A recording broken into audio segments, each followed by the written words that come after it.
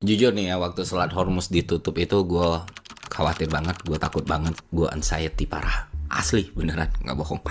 Karena di bayangan gue kalau krisis energi atau krisis BBM terjadi di masa itu, selesai negara ini pak.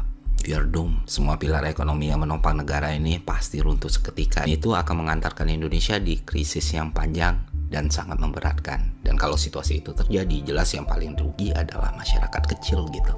Semakin lemah masyarakatnya, semakin besar pula kerugiannya. Nah, kenapa kekhawatiran itu muncul? Karena kalau waktu itu krisis energi terjadi, maka krisis energi itu terjadi berbarengan dengan musim lebaran di Indonesia. Yang kita ketahui, momentum lebaran adalah momen di mana Indonesia mencapai titik tertinggi mobilitas transportasi di dalam 1 tahun, teman-teman. Lebaran itu, teman-teman, selalu melahirkan yang namanya shock demand. Ya, karena di momen lebaran, transaksi ekonomi itu naik. Volume ekonomi itu naik, konsumsi itu naik, orang-orang belanja, orang-orang mudik, orang-orang ngirim duit dan lain sebagainya. Dan akhirnya ini bisa dimanfaatkan sebagai booster ekonomi. Karena seperti yang kita ketahui, konsumsi di Indonesia itu menyumbang lebih dari 50% dari GDP kita. Artinya perannya sangat krusial, teman-teman. Kayak gue bilang tadi, bisa jadi booster ekonomi.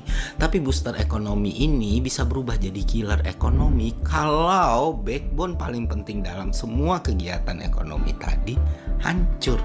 Backbone tersebut tak lain tak bukan adalah distribusi. Dan yang jadi nyawa dari sebuah distribusi jelas transportasi. Nah, lu bisa bayangin kalau BBM kolaps di momen kayak gitu, distribusi pasti jadi sektor yang paling pertama lumpuh, ya kan? Kalau distribusi lumpuh, maka logistik mahal, pengiriman tidak bisa dilakukan, orang tidak bisa mudik, sehingga demand yang tinggi tadi tidak bisa dipenuhi dengan supply.